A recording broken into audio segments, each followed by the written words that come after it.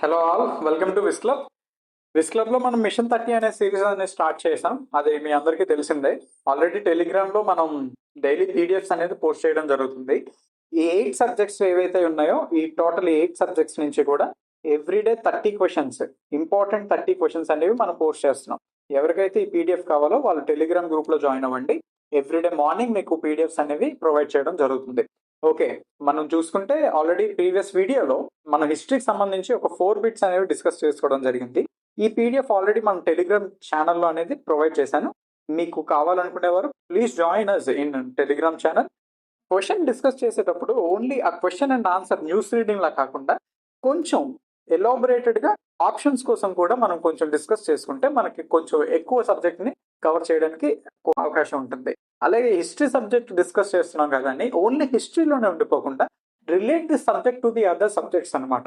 Only హిస్టరీలో ఉండిపోకూడదు. మనం ఈ ఆప్షన్స్ బేస్ చేసుకొని వేరే సబ్జెక్ట్స్ ని ఈ ఆప్షన్స్ తో ఎలా రిలేట్ చేసుకోవాలి, ఈ క్వశ్చన్ ని వేరే సబ్జెక్ట్స్ తో ఎలా రిలేట్ చేసుకోవాలి అనే దాన్ని కూడా మనకి వీలైతే ఈ ఆప్షన్స్ ని బేస్ చేసుకొని ఇప్పుడు ఈ రోజు క్లాస్ లో మనం ఈ డిస్కషన్ సెషన్ లో ఈ ఆప్షన్స్ ని బేస్ చేసుకొని వేరే సబ్జెక్ట్ కి ఎలా రిలేట్ చేసుకోవాలో కొంచెం ఎలాబొరేటెడ్ టైప్ లో ఈ క్వశ్చన్స్ ని మనం డిస్కస్ చేసుకుందాం. వీలైనంత వరకు ఇది న్యూస్ రీడింగ్ లా కాకుండా క్వశ్చన్ చదివి ఆన్సర్ ఇది అని చెప్పేలా కాకుండా నేచురల్ వేలో మనం మాట్లాడుకునే డైలీ కాన్వర్సేషన్ లో ఉండడానికి ట్రై చేద్దాం. ఓకే, 5th క్వశ్చన్ చూసుకుంటే, మౌర్యుల కాలంలోని ప్రధాన కుండ పాత్రలు ఏ రకానికి చెందినవో గుర్తించండి అని అడిగాడు. Which type of pottery was predominant during the Mauryan period. అలాగే ఇంగ్లీష్ టెక్స్ట్ గురించి చాలా మంది కామెంట్ చేస్తున్నారు. మీరు ఇంగ్లీష్ లోనే క్వశ్చన్ చదవడం ఎందుకు, ఇంగ్లీష్ లో క్వశ్చన్ చదవడం, మనకి 30 మార్కులు ఇంగ్లీష్ మీద కూడా ఉన్నాయి. మీరు హిస్టరీ చదువుతున్నప్పుడు మీకు తెలియకుండానే కొంచెం ఆ ఇంగ్లీష్ టెక్స్ట్ అనేది చూస్తే, ఇప్పుడు టైప్ స్పెల్లింగ్ అడిగాడు అనుకోండి మనకి ఎగ్జామ్ లో, ఆ టైప్ స్పెల్లింగ్ ఇక్కడ మీరు చూడడం వల్ల మీకు అది అక్కడ అక్కడ ఫెచ్ అయ్యే అవకాశం ఉంటుంది. సో ఇంగ్లీష్ టెక్స్ట్ కూడా చదివేటప్పుడు కొంచెం వినండి. వినడం వల్ల మనకు కొంచెం అలవాటు అవుదాము. మన సబ్ కాన్షియస్ లో ఎక్కడో దగ్గర ఫీడ్ అయ్యి ఈ ప్రిడామినెంట్ అనే క్వశ్చన్స్ కరెక్ట్ స్పెల్లింగ్ చెప్పండి అంటే మెయిన్స్ లో అడిగాడు అనుకోండి, మనకు తెలియదు. కానీ మన సబ్ కాన్షియస్ లో ఇప్పుడు చదువుకునేటప్పుడు ఒకసారి మనం వింటే ఆ ఇంగ్లీష్ అనేది మనకు అక్కడ ఆ స్పెల్లింగ్ ఏదో ఒక దగ్గర మనకి ఫెచ్ అవుతుంది. సో ఈ ఇంగ్లీష్ ని కూడా మీరు కొంచెం దృష్టి పెట్టేది ఈ క్వశ్చన్స్ లో. మనం జస్ట్ క్వశ్చన్ చదువుతున్నప్పుడు ఇంగ్లీష్ టెక్స్ట్ కూడా మనం ఒకసారి చూస్తే, తెలుగు వాళ్ళు కూడా ఇంగ్లీష్ టెక్స్ట్ చూస్తే వాళ్ళు అక్కడ కొంతవరకు ఇంగ్లీష్ సబ్జెక్ట్ లో కొంచెం కొన్ని మార్క్స్ గెయిన్ చేసుకోవడానికి అవకాశం ఉంటుంది. సో ఒక సబ్జెక్ట్ చదువుతున్నప్పుడు ఒక్కదాని మీదే ఉండిపోకూడదు మనం. సో కాబట్టి ఈ సబ్జెక్ట్ తో పాటు హిస్టరీ చదువుతున్నప్పుడు దీన్ని ఎలా వేరే సబ్జెక్ట్స్ తో రిలేట్ చేసుకోవాలి, మన ధ్యేయం ఏముంటది, ఓన్లీ మనం ఎన్ని మార్కులు తెచ్చుకున్నాం అనేదే ఫైనల్. లాస్ట్కి వచ్చేటప్పుడు మనకి ఎన్ని మార్కులు వచ్చాయి, ఎవడు ఉద్యోగం కొట్టాడు, అదే ఫైనల్. సో మన మార్కులు ఎలా ఎక్కువ తెచ్చుకోవాలనే దాని మీదే దృష్టి పెడదాం. దాంతోపాటు సబ్జెక్ట్ ని కొంచెం ఫ్రెండ్లీగా న్యాచురల్ గా నేర్చుకుందాం. మోస్ట్ ఆఫ్ ది కేసెస్ లో ఈ న్యూస్ రీడింగ్ అనే ఆ మేనర్ లో కాకుండా ఇది క్వశ్చన్, ఈ which type of water was predominant during the Mauryan period, answer ఏముంటుందంటే థర్డ్ ఆన్సర్. ఇలా కాదు, నాకు ఇలా నచ్చదు. ఈ క్వశ్చన్ చెప్పి ఆన్సర్ ని కొంచెం ఎలాబరేట్ మేనర్ లో మనం డిస్కస్ చేసుకుందాం. Okay, going on to the question. మౌర్యుల కాలంలో ప్రధాన కుండ పాత్రలు ఏ రకానికి చెందినవో గుర్తించండి అన్నాడు. కుండ పాత్రలు అన్నాడు. కుండలు దేంతో చేస్తారు? మట్టితో చేస్తారు. మట్టి ఎన్ని రకాలుగా ఉంటుందని మనం జియోగ్రఫీలో పాయింట్స్ లో మనం రిలేట్ చేసుకోవాలి. మట్టి పెయింటెడ్ గ్రేవేర్ పాటరీ. గ్రేవేర్ అన్నారంటే ఆ కుండలు గ్రే కలర్ లో ఉంటాయి. Black and red ware pottery, ఆ కుండలు నల్ల రంగులోని మరి ఎర్ర రంగులో ఉంటాయి. అది నల్ల రంగులో ఎందుకు ఉంటాయంటే నల్ల మట్టితో చేస్తే నల్ల రంగులో ఉంటాయి. నదన్ బ్లాక్ పాలిష్డ్ వేర్ పాటరీ మూడో ఆప్షన్. నాలుగో ఆప్షన్ రెడ్ పాలిష్డ్ వేర్. ఆ కుండల్ని ఈ 4 ఆప్షన్స్ ఇచ్చాడు కదా, ఈ 4 ఆప్షన్స్ లో ఏ ఆప్షన్ కరెక్టో మనం చెప్పమన్నాడు. మౌర్యుల కాలంలో ఏ రకానికి చెందినవో గుర్తించమన్నాడు కదా. ప్రధాన కుండ పాత్రలు ఏ రకానికి చెందినవో గుర్తించమన్నాడు. చూస్తే మనకి థర్డ్ ఆప్షన్ కరెక్ట్ ఆప్షన్ అవుతుంది. నదన్ బ్లాక్ పాలిష్డ్ వేర్. 3 అక్షరాలు మీకు ఇక్కడ మెయిన్ గా కనిపిస్తుంటాయి. నదర్న్ అంటే ఉత్తరం, బ్లాక్ అంటే నలుపు, పాలిష్డ్ వేర్ పాలిష్ చేసినవి. సింపుల్ గా నదర్న్ బ్లాక్ పాలిష్ వేర్ పాటరీ అనేది మౌర్యుల కాలంలో ఉపయోగించేవారు. నదర్న్ బ్లాక్ పాలిష్డ్ వేర్ అన్నారు కదా. ఈ బ్లాక్ సాయిల్ అనేది అసలు ఎలా ఏర్పడుతుంది, అక్కడ నేలలు ఎందుకు నల్లగా ఉన్నాయి? మన ఆంధ్రప్రదేశ్ లో చూసుకుంటే నల్ల నేలలు అనేవి, బ్లాక్ సాయిల్ అనేది చాలా తక్కువగా కనిపిస్తుంటది. అసలు బ్లాక్ సాయిల్ లో ఏ ఎక్కువ పండుతాయో మీకు తెలుసా? బ్లాక్ సాయిల్లో ఎక్కువగా పత్తిని పండిస్తారు, కాటన్ ని ఎక్కువగా పండిస్తారు అనమాట. ఈ బిట్ మనకు ఆల్రెడీ ప్రీవియస్ మన పీసీ ఎగ్జామ్స్ లోనే రిపీట్ అయింది. నల్ల రేగడి నేలల్లో ఎక్కువగా పండించే పంట ఏదని అడిగాడు. దానికి ఆన్సర్ ఏమవుతుందంటే కాటన్, పత్తి పంట అవుతుంది. బ్లాక్ సాయిల్ ని ఇలా కూడా పిలుస్తారు, ఎలా అంటే రేగూర్ సాయిల్స్ అంటారు. Black soil is also called as regur soil. Black soil కి, నల్ల మట్టికి నలుపుదనం ఎందుకు వచ్చిందంటే అందులో ఎక్కువగా ఐరన్, అల్యూమినియం అండ్ హ్యూమస్ అనేవి ఉంటాయి అనమాట. ఐరన్, అల్యూమినియం, హ్యూమస్ అనేవి ఉంటాయి. అలాగే మనం ఇప్పుడు రెడ్ సాయిల్ చూసుకున్నాం అనుకోండి, అందులో మనకి ఫెర్రస్ కంటెంట్ అనేది ఎక్కువ ఉంటుంది, కాబట్టి దానికి రెడ్ కలర్ అనేది వస్తుంది. అలాగే మనం ఆల్రెడీ డిస్కస్ చేసాం, ఈ బ్లాక్ సాయిల్ అనేది కాటన్ కల్టివేషన్ కి చాలా ఇంపార్టెంట్. మురళీకరణలో ప్రధాన కుండ పాత్రలను ఏ రకానికి చెందినవి గుర్తించమన్నాడు. దానికి answer black polished ware. Next question చూసుకుంటే, who was the founder of Gupta empire అని అడిగాడు. గుప్త సామ్రాజ్యాన్ని స్థాపించిన వ్యక్తి ఎవరని అడిగాడు. ఈ గుప్త సామ్రాజ్యాన్ని స్థాపించిన వ్యక్తి ఎవరంటే మనకు 4 ఆప్షన్స్ ఇచ్చాడు. చంద్రగుప్త 1, సముద్రగుప్త, చంద్రగుప్త 2, స్కందగుప్త. 4 ఆప్షన్స్. పోను గుప్తా అని అందరూ గుప్తులే. ఇందులో ఈ సామ్రాజ్యాన్ని స్థాపించిన వాడు ఎవరంటే చంద్రగుప్త 1. ఇప్పుడు ఇక్కడ చాలా వరకు కూడా మిస్టేక్ చేసే పాయింట్ ఇక్కడ ఏమొస్తుందంటే చంద్రగుప్త 1 ఉంటుంది, చంద్రగుప్త మౌర్య అని ఉంటుంది. చంద్రగుప్త మౌర్య అని ఎక్కడైతే వస్తుందో మనకి తెలిసినట్టే మౌర్య సామ్రాజ్యానికి. కానీ ఓవర్లుక్ లో ఎగ్జామ్ స్ట్రెస్ లో మనం ఏం చేస్తామంటే చంద్రగుప్త అని చూడగానే మనం ఆప్షన్ ఏ అయితే ఆప్షన్ పెట్టడానికి ట్రై చేస్తాం. కాకపోతే ఇక్కడ తప్పనిసరిగా 1 అని ఉంటే చంద్రగుప్త గుప్తా సామ్రాజ్య స్థాపకుడని, చంద్రగుప్త మౌర్య అని ఉంటే చంద్రగుప్త మౌర్యుడు మనకు తెలిసినట్టు మౌర్య సామ్రాజ్య స్థాపకుడు. సో ఇక్కడ చంద్రగుప్త 1 అనే 1వ చంద్రగుప్తుడు గుప్త సామ్రాజ్య స్థాపకుడు. ఆన్సర్ ఏమవుతుందంటే చంద్రగుప్త 1. అలానే సముద్రగుప్తుడు ఉన్నాడు. ఆప్షన్స్ ఇంకొంచెం ఎలాబరేట్ చేసుకుందాం. గుప్త సామ్రాజ్యంలో మనకి ఎటువంటి బిట్ వచ్చినా మనం కొంచెం దాన్ని అటెంప్ట్ చేసేటట్టు ఈ క్లాస్ లో మోస్ట్ ఆఫ్ ది అరౌండ్, ఇప్పుడు ఒక గుప్త సామ్రాజ్యం చూసుకుంటామంటే దాన్ని అరౌండ్ ఆప్షన్స్ లో ఉన్న వ్యక్తుల గురించి కొంచెం డిస్కస్ చేసుకుందాం. సముద్రగుప్తుడిని చూసుకుంటే సింపుల్ ఒక పాయింట్, సముద్రగుప్తుడిని ఇండియన్ నెపోలియన్ అని పిలుస్తారు. ఇది ఎవరికి తెలుసు? ఇది చాలా వరకు చాలా ఇంపార్టెంట్ బిట్. ఎస్ఎస్సి ఎగ్జామ్స్ లో మోస్ట్లీ రిపీట్ అయిన బిట్ ఇది. ఇండియన్ నెపోలియన్ అని ఎవరిని పిలుస్తారంటే సముద్రగుప్తుడిని పిలుస్తారు. అలానే నెక్స్ట్ ఆప్షన్ చూసుకుంటే మనకి చంద్రగుప్త 2 అని ఉంది. 2వ చంద్రగుప్తుడు అంటే సముద్రగుప్తుడు కొడుకు 2వ చంద్రగుప్తుడికి విక్రమాదిత్య అనే టైటిల్ ఉంది. విక్రమాదిత్య అనే బిరుదు ఎవరికి ఉందంటే చంద్రగుప్త 2. నెక్స్ట్ స్కందగుప్తుడు ఉన్నాడు. స్కందగుప్తుడి గురించి అంత చెప్పుకోవాల్సింది ఏం లేదు, కానీ మోస్ట్లీ హూనులు అనే ఒక దండయాత్రలు చేసేవారు కదా, ఆ హూనుల్ని దాదాపుగా 8 సార్లు పైగా ఓడించాడు అనమాట స్కందగుప్తుడు. హూనుల్ని మల్టిపుల్ టైమ్స్ డిఫీట్ చేశాడు. ఎవరు డిఫీట్ చేశాడంటే స్కందగుప్తుడు. గుప్తుల గురించి చెప్పుకునేటప్పుడు ఒక వ్యక్తిని మనం తప్పనిసరిగా గుర్తు చేసుకోవాలి. ఆ వ్యక్తి కుమారగుప్త. ఎందుకంటే అంత ప్రాధాన్యత పొందుకున్నాడు? నలంద యూనివర్సిటీ, నలంద విశ్వవిద్యాలయం ఏదైతే ఉందో, మన పూర్వీకులు ఎన్నో గ్రంథాలు అక్కడ నిల్వ చేసి రచించి పెట్టిన యూనివర్సిటీ నిర్మించింది కుమారగుప్తుడు. Very very important. నలంద యూనివర్సిటీని ఎవరు స్థాపించారంటే కుమారగుప్తుడు. చాలా ఇంపార్టెంట్. నేను ఇప్పుడు చెప్పే ప్రతి బిట్ కూడా మీరు ఎక్కడో ఒక ఎగ్జామ్ లో వినే ఉంటారు. మోస్ట్లీ నేను ఇచ్చిన ఈ బిట్స్ కూడా ప్రీవియస్ ఇయర్ క్వశ్చన్స్ మీకు కనిపించవచ్చు. దీనికి ఆన్సర్ అయితే చంద్రగుప్త 1. 6వ క్వశ్చన్ గుప్త సామ్రాజ్య స్థాపకుడు ఎవరంటే 1వ చంద్రగుప్తుడు. 7వ క్వశ్చన్ చూసుకుంటే who was the founder of western Chalukya dynasty అని అడిగాడు.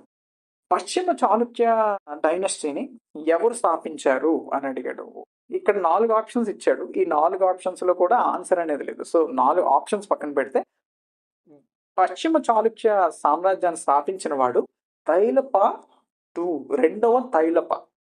బాదామి చాళుక్య వంశాన్ని స్థాపించిన వాడు పులకేశి 1.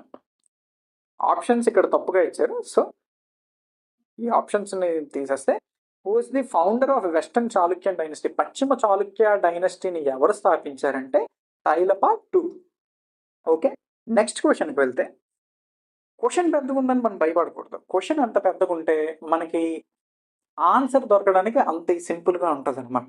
వాడు ఇప్పుడు ఎంత వాగితే మనకు అంత ఆన్సర్ ఇచ్చేస్తుంటాడు ఎగ్జామినర్. ఎంత క్వశ్చన్ ఎంత పెద్దది ఇస్తే మనం ఆన్సర్ వెతుక్కోవడానికి అంత సింపుల్ అవుతుంది అనమాట. 8th క్వశ్చన్ చూసుకుంటే, ఢిల్లీ సుల్తానేట్ గురించి క్రింది ఏ వివరణ సరిగ్గా ఉంది? ఢిల్లీ సల్తనేట్ గురించి కింది 4 ఆప్షన్స్ ఇచ్చాడు కదా, ఏ ఆప్షన్ కరెక్టు అని అడిగాడు. 4 ఆప్షన్స్ ఇచ్చాడు, అందులో మనకి ఏ ఆప్షన్ కరెక్టో కనుక్కోమన్నాడు. ఆప్షన్స్ చూద్దాం. The Delhi sultanate was ruled by decentralised feudal system. Delhi sultanate యొక్క పాలన వికేంద్రీకృత ఫ్యూడల్ వ్యవస్థలో జరిగింది. ఇది నిజమా? ఇది తప్పు.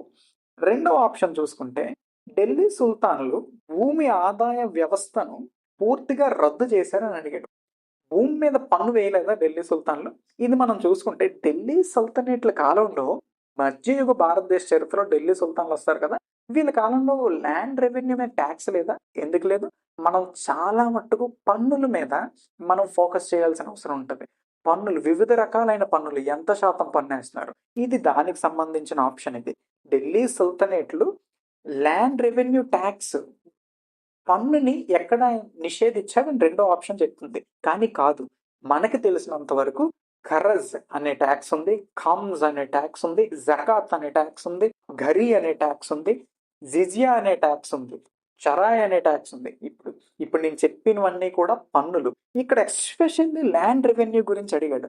ల్యాండ్ అంటే భూమి మీద వేసే పన్నులు, ఖరజ్, ఘరీ, చరాయ్, ఇలాగ ఇన్ని పన్నులు ఉన్నాయి. కాబట్టి ఈ రెండో ఆప్షన్ కూడా తప్పు. ఇప్పుడు మనం పన్నుల గురించి కొంచెం డిస్కస్ చేస్తే, ఈ ట్యాక్స్ సిస్టమ్, ఈ ఖరజ్ అనే ట్యాక్స్ దేని మీద వేస్తారు అని ఎవరైనా అడిగారు అనుకోండి, అని ఖరజ్ అనే ట్యాక్స్ దేని మీద వేస్తారు అని అడిగితే, ట్యాక్స్ ఆన్ అగ్రికల్చరల్ ల్యాండ్ అనమాట, వ్యవసాయ భూముల మీద ఖరజ్ అనే ట్యాక్స్ వేస్తారు. గరి అనే ట్యాక్స్ దేని మీద వేస్తారంటే ఇంటి పన్ను అనమాట. గరి అంటే ఇంటి పన్ను, ఘర్ అంటే ఇల్లు కదా, గరి అనే ట్యాక్స్ ఇంటి పన్ను అని అనుకోవచ్చు మనం. దీన్ని ఎవరు ప్రవేశపెట్టారంటే, ఈ గరి అనే ట్యాక్స్ ని అల్లావుద్దీన్ ఖిల్జీ ప్రవేశపెట్టాడు. అల్లావుద్దీన్ ఖిల్జీ గరి అనే ట్యాక్స్ ని ప్రవేశపెట్టాడు. అల్లావుద్దీన్ ఖిల్జీ అలానే చరాయ్ అనే ట్యాక్స్ ని కూడా ప్రవేశపెట్టాడు. చరాయ్ అంటే ట్యాక్స్ ఆన్ గ్రేజింగ్. గ్రేజింగ్ అంటే మన పశువులు మేత మేస్తాయి కదా, ఆ మేత మేసేదానికి ట్యాక్స్ అనమాట, చరాయ్ అంటారు. ఈ 3 ట్యాక్సులు కూడా మనకి ఢిల్లీ సుల్తానేట్లో ముఖ్యమైన భూమి మీద విధించే పన్నులు అనమాట.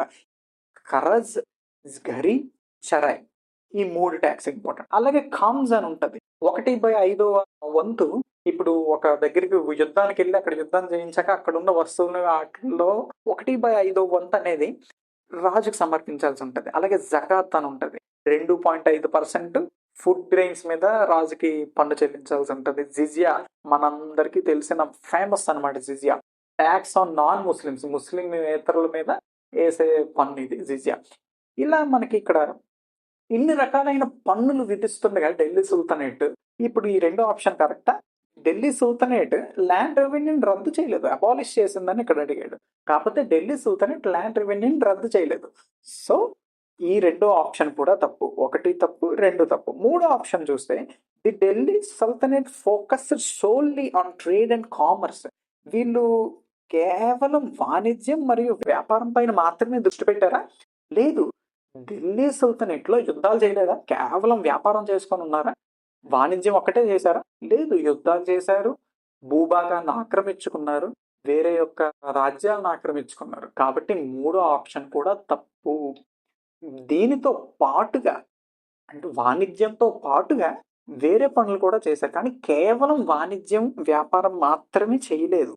కాబట్టి మూడో ఆప్షన్ తప్పు. మిగిలిన 4 ఆప్షన్ కరెక్ట్. మీరు దాన్ని చూడకపోయినా కరెక్ట్ అనమాట. ఇప్పుడు 4 ఆప్షన్ చూస్తే ఏమన్నాడంటే, the Delhi sultanate introduced centralised administration and military practices అనమాట. ఇది మనం ఎలా చూడాలంటే, ఢిల్లీ సుల్తానేట్లో కేంద్ర పాలన మరియు సైనిక ఆచారాలను ప్రవేశపెట్టింది అన్నాడు. కేంద్ర పాలన ఎటువంటి కేంద్రీకృతమైన పాలనని వాళ్ళు ప్రవేశపెట్టారంటే, సుల్తాన్ అనేవాడు ప్రతి దానికి కూడా ఒక కేంద్రంగా ఉండేవాడు ఢిల్లీ సుల్తానేట్ టైంలో. కాబట్టి ఢిల్లీ సుల్తానేట్ కేంద్ర పాలన మరియు సైనిక ఆచారాలను ప్రవేశపెట్టింది. వివిధ రకాలైన సైనిక పద్ధతులను వారు ప్రవేశపెట్టారు. కాబట్టి 4వ ఆప్షన్ కరెక్ట్. 8వ క్వశ్చన్కి 4వ ఆప్షన్ కరెక్ట్. ఈ క్వశ్చన్కి మనం క్వశ్చన్ చదివి ఆన్సర్ ఒకటే కాకుండా ఏం నేర్చుకున్నాం? ముఖ్యంగా చూసుకుంటే ట్యాక్స్ గురించి నేర్చుకున్నాం. పన్నులు, ఢిల్లీ సుల్తానేట్ కాలంలో ఎటువంటి పన్నులు విధిస్తున్నారని మనం ఒక పాయింట్ నేర్చుకున్నాం. ఆ పన్నుల గురించి ఇంకొకసారి చెప్తున్నాను, వెరీ ఇంపార్టెంట్. ఖరజ్ అనే పన్ను ఉంది, ఖామ్స్ అనే పన్ను ఉంది, గరి అనే పన్ను ఉంది, జిజియా ట్యాక్స్, చరాయి ట్యాక్స్. ఈ ట్యాక్స్లన్నీ కూడా చాలా వరకు గుర్తుపెట్టుకోవాలి, వెరీ వెరీ ఇంపార్టెంట్. 9వ క్వశ్చన్కి వెళ్తే, which ruler of the Kakatiya dynasty is known for constructing the 1000 pillar temple at Warangal? 1000 pillar temple, 1000 స్తంభాల గుడి ఏదైతే ఉందో దానిని రుద్రదేవుడు నిర్మించాడు. 10th క్వశ్చన్ చూసుకుంటే, who was the greatest ruler of Rashtrakuta dynasty known for his military achievements and patronage of literature? Rashtrakuta డైనస్టీలో సాహిత్యానికి మరియు సైనిక విజయాలకి పేరు పొందిన ఫేమస్ రాజు ఎవరని అడిగాడు. ఇక్కడ 4 ఆప్షన్స్ ఇచ్చాడు. ఫస్ట్ ఆప్షన్ దంతిదుర్గ, రెండో ఆప్షన్ కృష్ణ 1, మూడో ఆప్షన్ అమోఘవర్ష 1, 4వ ఆప్షన్ రట్ట రాజా. 4 ఆప్షన్స్ ఇచ్చాడు. ఈ 4 రాజులలో అందరూ యుద్ధం చేస్తారు, అందరూ విజయాలు పొందుతారు, అందరూ పుస్తకాలు రాస్తారు. కాకపోతే ప్రసిద్ధి చెందిన విజేత ఎవరు, ప్రసిద్ధి చెందిన రాజు, సాహిత్యంలో ఎక్కువ కవిత్వాలు కానీ ఒక ఇంపార్టెన్స్ ఉన్న రాజు ఎవరని అడిగింది. దంతిదుర్గని చూసుకుంటే, Dantidurga was the founder of Rashtrakuta dynasty. Dantidurga Rashtrakuta dynasty యొక్క వంశస్థాపకుడు. 1వ కృష్ణ అని ఈ రాజును చూసుకుంటే, దంతిదుర్గ తర్వాత వచ్చిన రాజే కృష్ణ 1. ఇతనికి అంత ఇంపార్టెన్స్ లేదు. అమోఘవర్ష 1, అమోఘవర్షుడు లిటరేచర్ పరంగా కానీ సైనిక విజయాల పరంగా కానీ చాలా రాజ్యాలను ఆక్రమించుకోవడంలో మిలిటరీ అచీవ్మెంట్స్ పరంగా అమోఘవర్షుడు చెప్పుకోదగ్గ రాజు. కాబట్టి దీనికి 10th దానికి ఆన్సర్ అమోఘవర్ష. సాహిత్యం గురించి మనం మాట్లాడాం కాబట్టి అమోఘవర్షుడు అంత పెద్ద కాంట్రిబ్యూషన్ ఏదైనా ఉందంటే ఒక బుక్ రాశాడు, కవిరాజ మార్గ. అమోఘవర్షుడు రాసిన పుస్తకం కవిరాజ మార్గ. ఈ కవిరాజ మార్గ అనే పుస్తకాన్ని ఎవరు రాశారని మీకు మ్యాచ్ ద ఫాలోయింగ్ లో అడగవచ్చు, డైరెక్ట్ బిట్ రావచ్చు. దీన్ని మీరు గుర్తుపెట్టుకోవడానికి ట్రై చేయండి. పుస్తకాలు, వ్యక్తులు, ఇది మనకి ఫేమస్ టాపిక్ అనమాట. అయితే మనకి ఏన్షియంట్ హిస్టరీలో ఈ పుస్తకాల మీద ఎవరెవరు ఏ రాజు ఏ పుస్తకం రాశాడు, లేదా సైనిక విజయాల గురించి అడగవచ్చు, వంశ స్థాపకుల గురించి అడగవచ్చు. కాబట్టి ఈ ఏరియా మీద కొంచెం ఫోకస్ చేయండి. మ్యాచ్ ద ఫాలోయింగ్ లాగైనా ఒక 4 వ్యక్తులను ఇచ్చి వీళ్ళు రాసిన పుస్తకాలు ఏమని మనల్ని అడగచ్చు. కాబట్టి అమోఘవర్షుడు రాసిన ఫేమస్ బుక్ ఏమైనా ఉందంటే అది కవిరాజ మార్గ అనే పుస్తకం. ఈ పుస్తకాన్ని సాంస్క్రిట్ మరియు కన్నడ భాషలో రాశాడు. ఇది మెయిన్ పాయింట్. సాంస్క్రిట్ మరియు కన్నడ భాషలో రాశాడు అనమాట అమోఘవర్షుడు. అమోఘవర్షుడు ఈ కవిరాజ మార్గ అనే పుస్తకం రాశాడు కదా, ఇది ఫస్ట్ కన్నడ బుక్ ఆన్ పాయిటిక్స్ అనమాట. ఇది కన్నడలో ఫస్ట్ పాయిటిక్ బుక్, ఇది కూడా గుర్తుపెట్టుకోండి. నెక్స్ట్ లేటర్ ఆన్ అమోఘవర్షుడు జైన మతాన్ని స్వీకరించి జైన సన్యాసిగా మిగిలిపోయాడు అనమాట. జైన మతాన్ని స్వీకరించిన రాజులు ఎవరని మనకు అడగవచ్చు. కింద ఒక 4 రాజులను ఇచ్చేసి కింది వారిలో జైన మతాన్ని స్వీకరించిన రాజు ఎవరు అని అడిగితే మనం అమోఘవర్షుడి గురించి మనం ఆల్రెడీ ఇప్పుడు చదువుకున్నాం కాబట్టి అది మనకు గుర్తు రావాలి. సో అమోఘవర్షుడి గురించి మెయిన్ గా మనకి 2 పాయింట్స్, కవిరాజ మార్గ అనే పుస్తకాన్ని రాశాడు, రెండవదిగా జైన మతాన్ని స్వీకరించిన రాజు.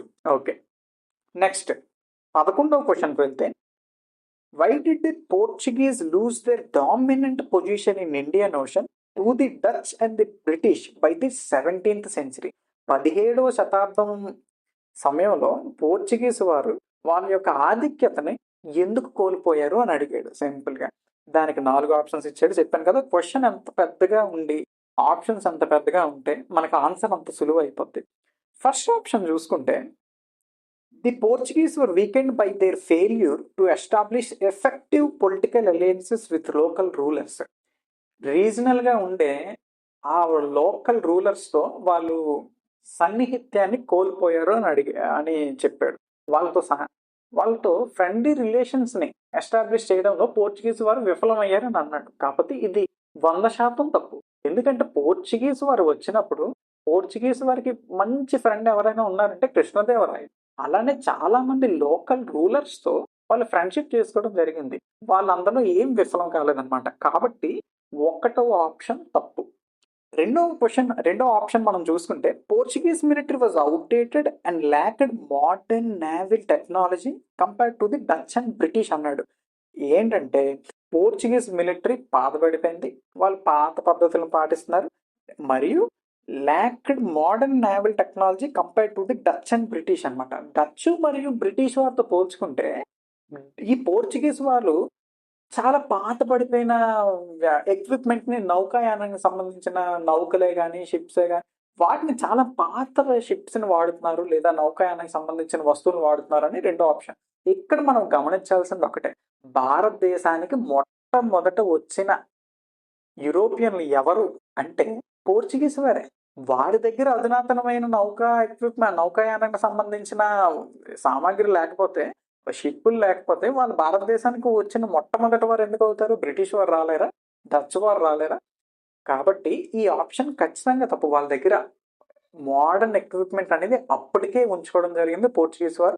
బ్రిటిష్ వారు రాకని కూడా డిలే చేయడంలో పోర్చుగీస్ వారు ఇక్కడ అడ్డుకట్ట వేశారనమాట. భారతదేశానికి వేరే యూరోపియన్ పవర్ రాకుండా వీళ్ళు చాలా వరకు కూడా యుద్ధాలు చేసి, సముద్రం మీద యుద్ధాలు చేసి కూడా వాళ్ళని అడ్డుకట్ట వేసి వాళ్ళని ఆపడం జరిగింది. కాబట్టి డచ్ మరియు బ్రిటిష్ వారి కంటే పోర్చుగీస్ వారు ఎప్పుడు కూడా తక్కువ కాదు.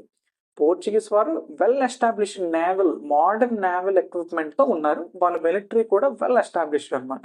సో సెకండ్ ఆప్షన్ కూడా తప్పు. మూడో ఆప్షన్ చూసుకుంటే the Portuguese were engaged in too many conflicts in Europe which diverted their attention away from Indian affairs.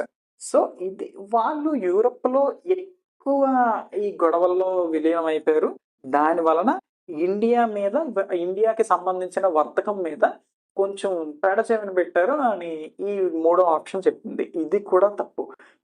మన భారతదేశాన్ని వదిలి వెళ్ళిన చివరి యూరోపియన్స్ ఎవరన్నా కూడా పోర్చుగీసే. భారతదేశానికి వచ్చిన మొట్టమొదటి యూరోపియన్లు ఎవరంటే పోర్చుగీస్. వదిలి వెళ్ళిన చివరి యూరోపియన్లు ఎవరన్నా కూడా పోర్చుగీసే. వాళ్ళకి అక్కడ ఎన్ని గొడవలు ఉన్నా, ఎలా పోయినా సరే భారతదేశంతో వర్తకాన్ని వాళ్ళు ఎప్పుడు కూడా తెంచుకోలేదు. భారతదేశాన్ని పెడచెవిన పెట్టలేదు. వాళ్ళకి భారతదేశం నుంచి వస్తున్న లాభం కొంత కాదనమాట. కాబట్టి మూడో ఆప్షన్ కూడా తప్పు. నాలుగో ఆప్షన్ చూస్తే the Portuguese monopoly on the spice trade was challenged by Dutch and British competition.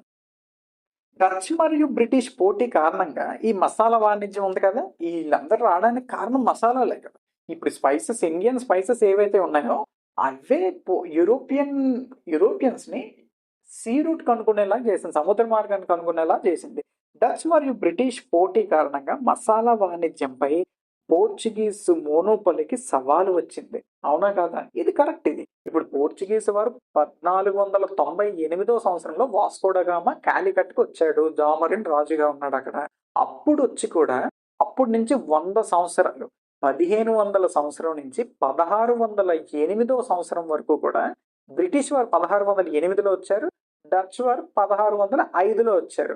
అప్పుడు దాదాపుగా 100 సంవత్సరాలు ఏకాధిపత్యంతో కేవలం పోర్చుగీస్ ఒక్కరే మన భారతదేశంతో వాణిజ్య సంబంధమైన వ్యవహారాలన్నీ నడిపారు అనమాట. ఇంకే యూరోపియన్స్ కూడా సముద్ర మార్గం ద్వారా వచ్చి మనకి ఈ వ్యవహారాలు అన్నింటిలో పాల్పంచుకోలేదు. ఈ పోర్చుగీస్ దీని మీద నేను ఎందుకంటే ఇంట్రెస్ట్ చేసి చెప్తున్నాను, very very important topic. The advent of యూరోపియన్ల రాక అనే సబ్జెక్ట్ మీద మనకు ఒక క్వశ్చన్ రావడానికి చాలా అవకాశం ఉంది. దీనికి సంబంధించి మనం ఒక స్పెషల్ వీడియో అనేది డెడికేటెడ్గా ఈ యూరోపియన్ల రాక గురించి చేసుకుందాం. సో నాలుగో ఆప్షన్ కరెక్ట్ అనమాట.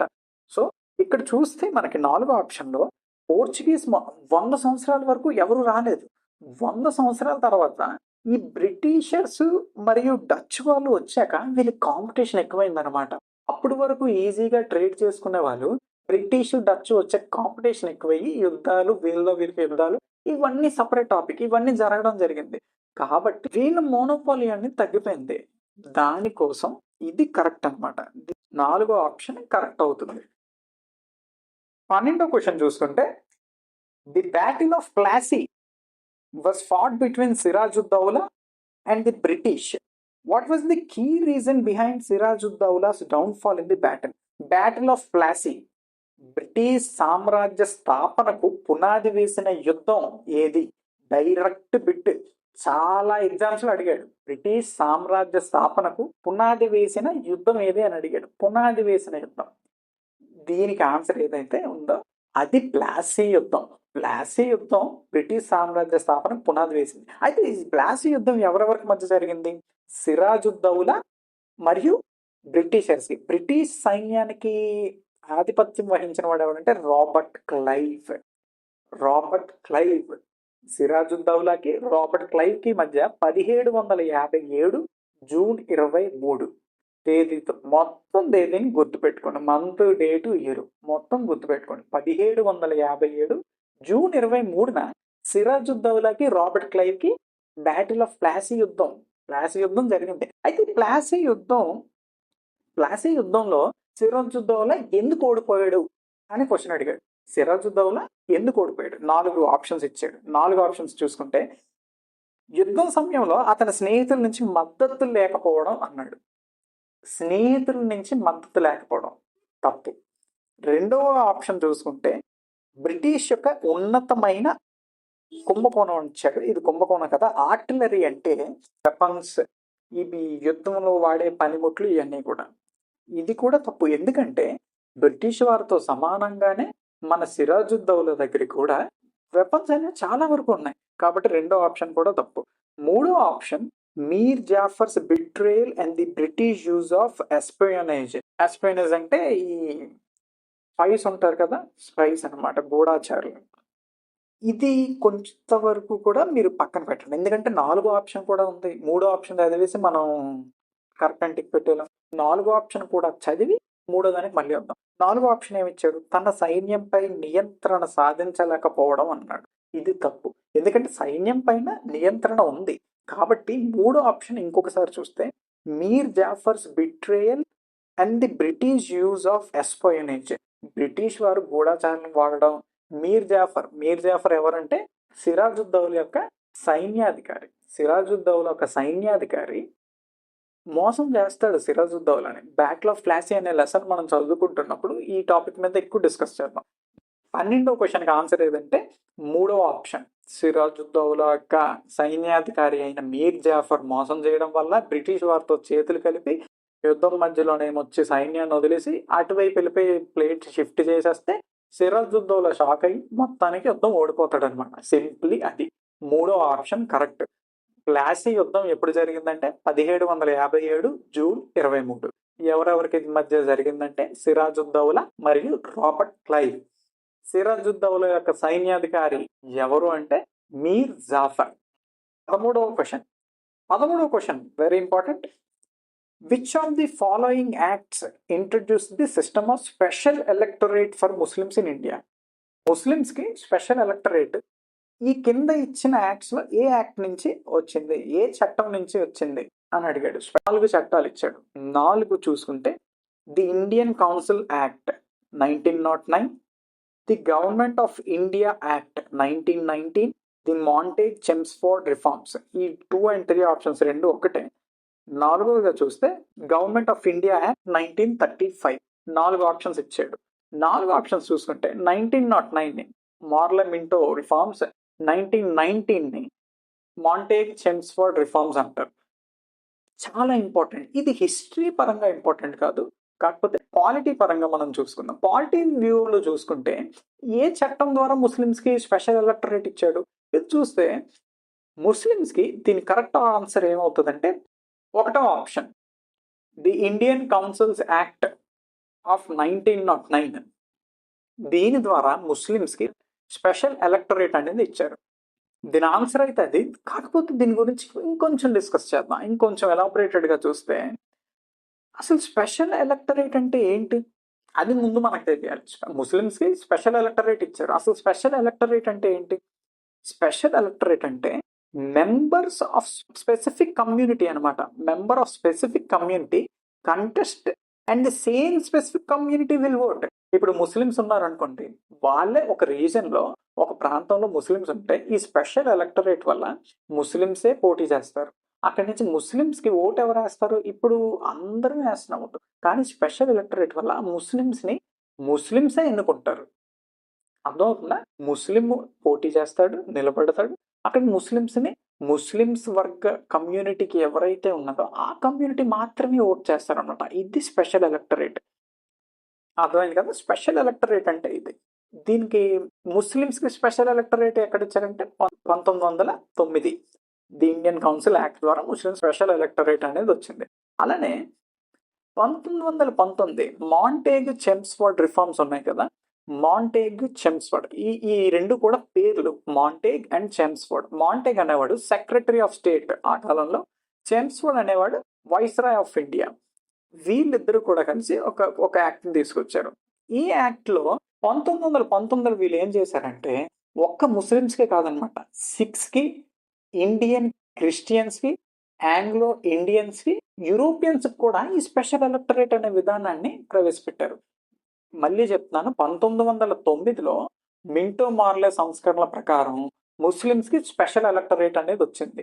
అలాగే 1919 మాంటేగు చెమ్స్ఫర్డ్ రిఫార్మ్స్ ప్రకారం సిక్స్ కి, ఇండియన్ క్రిస్టియన్స్ కి, ఆంగ్లో ఇండియన్స్ కి, యూరోపియన్స్ కి, వీళ్ళందరికీ కూడా స్పెషల్ ఎలక్టరేట్ వచ్చింది. అయితే ఈ 1919 చట్టం ఏదైతే ఉందో అది విమెన్ కి, అంటే ఆడవారికి, ఫీమేల్స్ కి 21 సంవత్సరాలు దాటి ఉన్న ఆడవాళ్ళకి ఓటింగ్ రైట్స్ అనేది ఇచ్చిందనమాట. నెక్స్ట్ ఇంకొక ఇంపార్టెంట్ విషయం ఏదైనా ఉందంటే, introduced bicameralism for the first time అనమాట. ద్విసభా విధానం, బైకామరలిజం, ద్విసభా విధానాన్ని మొట్టమొదటిగా ప్రవేశపెట్టింది upper house council of state, lower house legislative assembly. వీటిని 1919 చట్టం ద్వారా ప్రవేశపెట్టడం జరిగింది. ఇది ఇంపార్టెంట్ అనమాట. మొత్తానికి 13వ క్వశ్చన్కి ఆన్సర్ అయితే the Indian council act 1909, Minto Morley reforms.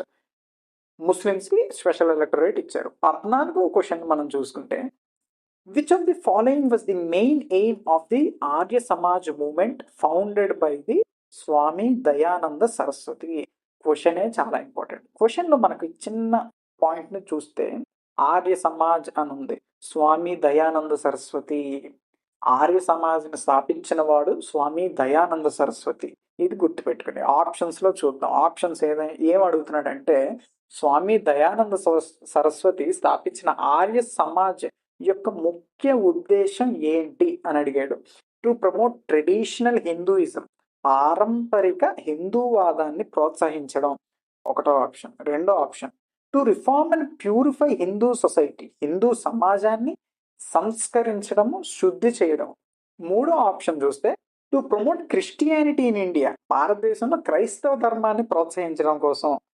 నాలుగో ఆప్షన్ చూస్తే, to support British colonialism in India, భారతదేశంలో బ్రిటిష్ వారికి మద్దతు ఇవ్వడం. 4 ఆప్షన్స్ ఇచ్చాడు. ఇప్పుడు మీరే చెప్పండి, ఇప్పుడు స్వామి దయానంద సరస్వతి ఆర్య సమాజాన్ని ఎందుకు పెట్టాడంటే, సింప్లీ రెండో ఆప్షన్ కరెక్ట్ అవుతుంది. హిందూ సమాజాన్ని సంస్కరించడం, శుద్ధి చేయడం కోసం. గర్వాప్సి అనే మీరు ఒక పేరు వినే ఉంటారు. గర్వాప్సి అంటే ఇప్పుడు కూడా ఎక్కువ ప్రచారంలో ఉందన్నమాట గర్వాప్సి. ఈ గర్వాప్సిని మొట్టమొదటిగా ఆర్య సమాజ స్థాపకులు ప్రవేశపెట్టారు. శుద్ధి మూమెంట్ టైంలోనే గర్వాప్సి మూమెంట్ అనేది కూడా వచ్చింది. గర్వాప్సి అంటే ఇంటికి తిరిగిరా. ఇంటికి తిరిగిరా అంటే సొంత రిలీజియన్కి తిరిగిరా అనే ఒక ఉద్దేశం ఈ ఆర్య సమాజ్ నుంచి పుట్టుకొచ్చింది అనమాట. వేరే మతాల్లోకి ఎవరైతే కన్వర్ట్ అవుతున్నారో వాళ్ళని తిరిగి హిందూయిజంలోకి తీసుకురావడమే గర్వాపసి అనమాట. దీని యొక్క ఆర్య సమాజం యొక్క ముఖ్య ఉద్దేశం కూడా to reform and purify Hindu society. రెండో ఆప్షన్ కరెక్ట్. ఓకే, ఆర్య సమాజం గురించి చూసుకున్నాం. ఆర్య సమాజాన్ని స్థాపించిన వాడు ఎవడంటే దయానంద సరస్వతి. Very important. ఈ సోషియో రిలీజియస్ రిఫార్మ్స్ ఏవైతే ఉన్నాయో మనకి ఇవన్నీ కూడా చాలా ఇంపార్టెంట్. వీటిలో ఎవరెవరు ఏ సంస్థలను స్థాపించారు, వారు రాసిన పత్రికలు, వారు రాసిన పుస్తకాలు, వాటిలో ముఖ్యమైన సభ్యులు, ఇవన్నీ కంపల్సరీ ఒక బిట్ అనేది ఖాయం. ఆర్య సమాజాన్ని దయానంద సరస్వతి స్థాపించాడు. అలాగే మనం ఇంకొన్ని ఫేమస్ చూసుకుంటే, రాజా రామ్మోహన్ రాయ్ ఉంటాడు కదా. రాజా రామ్మోహన్ రాయ్ స్థాపించిన సంస్థ పేరు ఏంటంటే బ్రహ్మ సమాజ్. రాజా రామ్మోహన్ రాయ్ స్థాపించిన సంస్థ పేరు బ్రహ్మ సమాజ్. అలాగే మనకి ఫారినర్స్, యూరోపియన్స్ కూడా కొన్ని సంస్థలు స్థాపించారు. ఇక్కడ మన ఇండియాలో ఫేమస్ అలాంటి సంస్థ ఏదని చూసుకుంటే థియోసాఫికల్ సొసైటీ. దివ్య జ్ఞాన సమాజం అంట. ఈ థియోసాఫికల్ సొసైటీని మేడం బ్లాట్స్కీ అండ్ ఓల్కాట్ వీళ్ళిద్దరూ కలిసి స్థాపించిన సంస్థ. ఇది ఇండియాలో చాలా ఫేమస్ అయింది. దీనికే తర్వాత అనీ బీసెంట్ అనేది ప్రాతినిధ్యం వహించడం జరిగింది. అనీ బీసెంట్. ఇలా ఫేమస్ అసోసియేషన్స్ చాలా ఉన్నాయి. వీటి గురించి మనం అక్కడ డిస్కస్ చేసుకుందాం. సో ఈ ఆప్షన్కి దీనికి కరెక్ట్ ఆప్షన్ ఏదంటే రెండో ఆప్షన్. అలాగే మీరు హిందూయిజంని, ఇక్కడ ఒక డౌట్ వస్తుంది మళ్ళీ, హిందూయిజం గురించి ఎంత చెప్తున్నాడు కదా, హిందూ గర్వాప్సి అంటున్నారు, హిందూ సమాజాన్ని సంస్కరించడం, శుద్ధి చేయడం అంటున్నారు కదా. అలాగే ఒకటో ఆప్షన్ కూడా కరెక్ట్ అయ్యే ఛాన్స్ ఉంది కదా. హిందువుల గురించి చెప్తున్నప్పుడు మూడో ఆప్షన్ ప్రమోట్ క్రిస్టియానిటీ అనేది ఎలాగో చేయడు, బ్రిటిషర్లకి సపోర్ట్ చేయడు. అలాంటప్పుడు ఒకటి ఇది ప్రమోట్ ట్రెడిషనల్ హిందూయిజం, హిందూయిజాన్ని ప్రచారం చేయొచ్చు కదా, ప్రోత్సహించవచ్చు కదా, మీరు అది కూడా కరెక్ట్ అవ్వచ్చు కదా అని మీరు అడగొచ్చు. కాకపోతే ఇక్కడ ఈ ఆర్య సమాజం యొక్క ముఖ్య ఉద్దేశాలు కొన్ని ఉన్నాయి, కొన్ని రూల్స్ ఉన్నాయి. ఆ ముఖ్య ఉద్దేశంలో ఒకటవదిగా ఏముంటదంటే, వాళ్ళు they oppose Idol worship and animal sacrifices అనమాట. జంతు బలుల్ని, మూర్తులను, అంటే ఇప్పుడు ఈ రాయితో చేసిన విగ్రహ ఆరాధన అనేది ఈ ఆర్య సమాజంలో వ్యతిరేకించబడ్డది. కాబట్టి ట్రెడిషనల్ హిందూయిజంలో ఈ రెండు ఉంటాయి. మీకు ఐడల్ వర్షిప్ కానీ, యానిమల్ సాక్రిఫైసెస్ కానీ, జంతు బలులు కానీ, ఈ మూర్తిని ఆరాధించడం కానీ, ఈ రెండు కూడా ట్రెడిషనల్ హిందూయిజంలోకి వస్తాయి. కాబట్టి ఇది ఒకటో ఆప్షన్ తప్పు. ఈ క్వశ్చన్ అనేది చాలా మంది రేస్ చేయడం జరిగింది. సో దానికి ఇది క్లారిటీ ఇచ్చాను. ఓకే, మనం చూసుకుంటే స్వామి దయానంద సరస్వతి ఆర్య సమాజం స్థాపించాడు. ఎప్పుడు స్థాపించాడంటే 1857లో స్థాపించాడు. అలాగే దయానంద సరస్వతి రాసిన పుస్తకాల్లో ఏదైనా ఫేమస్ ఉందా అంటే సత్యార్థ ప్రకాష్ అనే ఒక పుస్తకం, మరియు వేద భాష్య భూమిక అని, ఈ రెండు కూడా చాలా ఇంపార్టెంట్. ఇవి గుర్తుపెట్టుకోండి. సత్యార్థ ప్రకాష్ మరియు వేద భాష్య భూమిక, ఈ రెండు కూడా ఇంపార్టెంట్. 15th క్వశ్చన్ చూసుకుంటే చెప్పాను కదా, సోషియో రిలీజియస్ రిఫార్మ్స్ లో ఆ టాపిక్ నుంచే ఇంకో క్వశ్చన్ చూసుకుంటే, Aligarh movement which sought modern education and social reforms was initiated by which of the following Muslim reformers అని అడిగాడు. ఆధునిక విద్య మరియు సామాజిక సంస్కరణలను లక్ష్యంగా పెట్టుకున్న అలీగఢ్ ఉద్యమం క్రింది వాటిలో ఎవరు ప్రారంభించారు అని అడిగాడు. సింప్లీ అలీగఢ్ ఉద్యమాన్ని ఎవరు ప్రారంభించారు. క్వశ్చన్లోనే ఇంకో క్వశ్చన్ ఫ్రేమ్ అవుతుంది చూడండి. అలీగఢ్ ఉద్యమాన్ని ఎవరు ప్రారంభించారు అనేది ఒకటి క్వశ్చన్ అయితే, అలీగఢ్ ఉద్యమాన్ని ఎందుకు ప్రారంభించారని క్వశ్చన్లో మనకు క్లియర్గా ఉంది. రేపు మనకు వేరే క్వశ్చన్ అడగొచ్చు, అలీగఢ్ ఉద్యమం యొక్క ముఖ్య ఉద్దేశం ఏమని అడిగితే ఇక్కడ చూడొచ్చు మీరు, ఆధునిక విద్య మరియు సామాజిక సంస్కరణలు లక్ష్యంగా పెట్టుకున్నారు వాళ్ళు. ఆధునిక విద్య మరియు సామాజిక లక్షణాలు, modern education and social reforms, ఇది అలీగఢ్ మూవ్మెంట్ యొక్క ముఖ్య ఉద్దేశం. దీన్ని గుర్తుపెట్టుకోండి. ఇలాంటి ఉద్దేశం పెట్టుకున్న అలీగఢ్ ఉద్యమాన్ని ఎవరు స్థాపించారు అని అడిగాడు. అలీగఢ్ ఉద్యమాన్ని ఎవరు స్థాపించారంటే సర్ సయ్యద్ అహ్మద్ ఖాన్ అనేవాడు ఈ అలీగఢ్ ఉద్యమాన్ని స్థాపించాడు. ఓకే, 16th క్వశ్చన్ చూసుకుంటే, who wrote Discovery of India which discusses social reforms and the independence movement of India. Discovery of India అనే పుస్తకాన్ని ఎవరు రాశారు అని అడిగాడు. 4 ఆప్షన్స్ ఇచ్చాడు. Jawaharlal Nehru, Rabindranath Tagore, M K Gandhi, Mohandas Karamchand Gandhi, M K అంటే సుభాష్ చంద్రబోస్. ఈ 4 ఆప్షన్స్లో డిస్కవరీ ఆఫ్ ఇండియా అనే పుస్తకాన్ని ఎవరు రాశారంటే జవహర్లాల్ నెహ్రూ. దీనికి ఆప్షన్ జవహర్లాల్ నెహ్రూ అవుతుంది. అలాగే రవీంద్రనాథ్ ఠాగూర్ రాసిన ఫేమస్ బుక్ ఏదైనా ఉందంటే ఒకటి గీతాంజలి అనే పుస్తకం రవీంద్రనాథ్ ఠాగూర్ రచనల్లో చాలా ప్రాముఖ్యతమైనది, ప్రధానమైనది. గోరా అనే పుస్తకం ఒకటి రాస్తుంటారు. సో ఇది రవీంద్రనాథ్ ఠాగూర్ యొక్క ఒక ముఖ్యమైన పుస్తకం. అలాగే గాంధీ రాసిన పుస్తకాలు చాలా ఉన్నాయి. గాంధీ రాసిన పుస్తకాల్లో హింద్ స్వరాజ్ అనే పుస్తకం వెరీ ఇంపార్టెంట్. ఇంకొక పుస్తకం ఆటోబయోగ్రఫీ గురించి చూసుకుంటే the story of my experiments with truth అనే పుస్తకం ఆటోబయోగ్రఫీ అనమాట, గాంధీ యొక్క జీవనం గురించి తెలిపే పుస్తకం. అలాగే సుభాష్ చంద్రబోస్ రాసిన పుస్తకం పేరు ఆజాద్ హింద్ స్వరాజ్ ఎవరు రాశారంటే గాంధీ, ఆజాద్ హింద్ ఎవరు రాశారంటే సుభాష్ చంద్రబోస్. గీతాంజలి అనే పుస్తకం రవీంద్రనాథ్ ఠాగూర్. వెరీ ఇంపార్టెంట్, గుర్తుపెట్టుకున్న పుస్తకాలు, వ్యక్తులు, ఇవి చాలా ఇంపార్టెంట్. 17వ క్వశ్చన్ చూసుకుంటే, which of the following was introduced by the British to establish a central judicial system in India during the colonial period. British వారి కాలంలో భారతదేశంలో కేంద్ర న్యాయ వ్యవస్థను స్థాపించడానికి కింది వాటిలో దేనిని ప్రవేశపెట్టారని అడిగాడు. 4 options. First option the Indian high courts act of 1861, the Indian penal code of 1860, the Indian evidence act of 1872, the criminal procedure code of 1872. ఈ 4 ఆప్షన్స్ ఉన్నాయి కదా, ఈ 4 ఆప్షన్స్ లో కూడా ఆన్సర్ లేదు. ఇప్పుడు మీరు ఏదో ఒక ఆన్సర్ ఫిక్స్ అయిపోయి ఇది అని చెప్పకూడదు అనమాట. ఆప్షన్స్ తప్పు. కరెక్ట్ ఆప్షన్ ఏమవుతుందంటే, యాక్చువల్లీ ఈ ఆప్షన్స్ లో first option, the Indian high courts act of 1861 లో ఏం జరిగిందంటే 3 హైకోర్ట్స్ ని వాళ్ళు ఎస్టాబ్లిష్ చేయడం జరిగింది.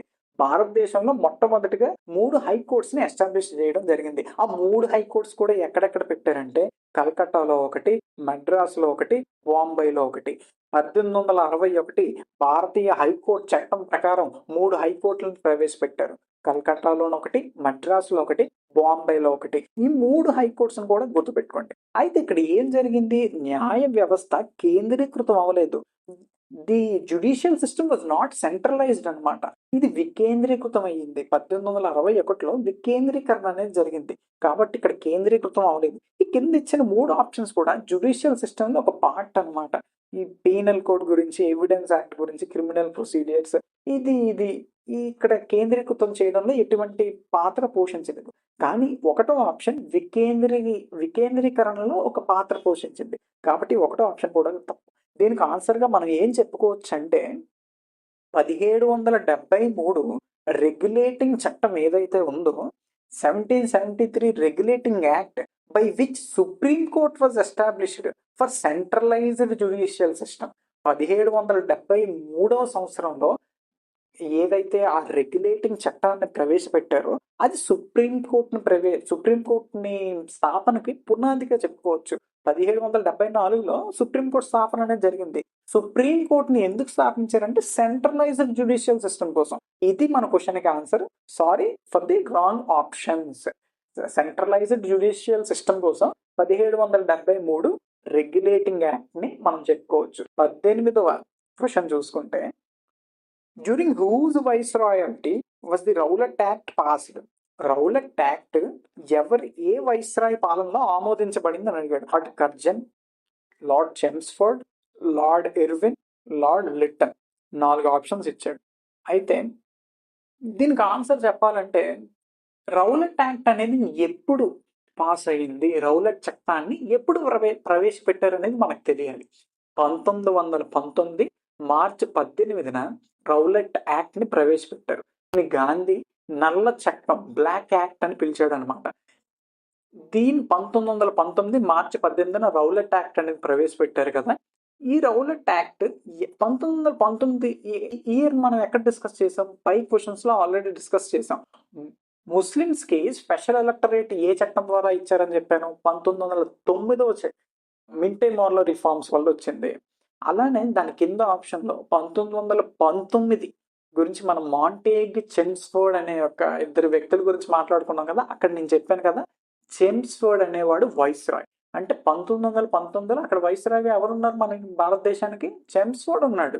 1919లో ఏం పాస్ అయింది? రౌలట్ యాక్ట్ పాస్ అయింది. ఈ రౌలట్ యాక్ట్ 1919లో పాస్ అయినప్పుడు ఎవరు కరెక్ట్ ఆన్సర్ అవుతారు? లార్డ్ చెమ్స్ఫోర్డ్ అనమాట. Option B will be the correct answer.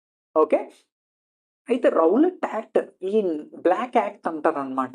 ఈ బ్లాక్ యాక్ట్ మార్చి 18న పాస్ అయింది. దీనికి వ్యతిరేకంగా చాలా మంది గ్రూప్స్ గా ఫామ్ అయ్యి కొన్ని సమావేశాలు నిర్వహించడం ఇటువంటివన్నీ చేసేవారు. ఇటువంటి టైంలోనే 1919 ఏప్రిల్ 13న దీనికి నిరసనగానే ఒక 2 వ్యక్తులను పట్టుకెళ్ళిపోతే, దానికి నిరసనగా ఒక పార్కులో కొంతమంది గుమ్మిగూడి సమావేశమై దీన్ని ఎలాగైనా మనం అడ్డుకోవాలని సమావేశమై చర్చిస్తుండగా ఆ పార్క్ లోపలికి సడన్ గా బ్రిటిష్ సైనికులు వచ్చి చుట్టుముట్టి ఎటువంటి కనికరం లేకుండా అక్కడ ఉండే వారందరినీ కూడా కాల్చి చంపడం జరిగింది. అలా సమావేశం జరుగుతుండగా సడన్ గా ఆ పార్క్ లోపలికి వచ్చి అక్కడున్న మన భారతీయులందరినీ కూడా కాల్చి చంపడం జరిగింది. ఆ పార్క్ పేరే జలియన్ వాలా బాగ్. ఆ పార్కు అమృత్సర్లో ఉంది. దీన్ని జలియన్ వాలా బాగ్ ఉదాంతం అంటారు కదా. ఇది ఎప్పుడు జరిగిందంటే 1919 ఏప్రిల్ 13న జరిగింది. రౌలట్ యాక్ట్ ఎప్పుడు పెట్టారంటే 1913 మార్చి 18 ఈ రౌలట్ యాక్ట్ పెట్టినందుకే ఈ సమావేశాలు జరుగుతున్న టైంలో వీళ్ళు వచ్చి ఆ పార్క్ జలియన్ వాలా బాగ్ అంటే ఒక గార్డెన్ అన్నమాట. హిందీలో బాగ్ అంటే గార్డెన్.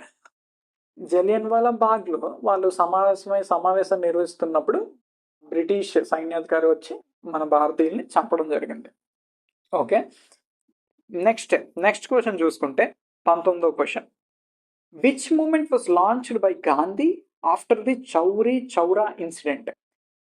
చౌరీ చౌరా ఇన్సిడెంట్ తర్వాత గాంధీ నిర్వహించిన ఒక మూమెంట్ ఏంటి, ఉద్యమం ఏంటి అని అడిగాడు. ఫస్ట్ గాంధీ చాలా ఉద్యమాలు చేశాడు. అందులో చౌరీ చౌరా తర్వాత ఏ ఉద్యమం చేశారు అనేది మనకు తెలియాలంటే ముందు చౌరీ చౌరా ఎప్పుడు జరిగింది అది తెలియాలి. కాబట్టి అది తెలియాలి. నెక్స్ట్ ఇక్కడ 4 ఆప్షన్స్ ఇచ్చారు.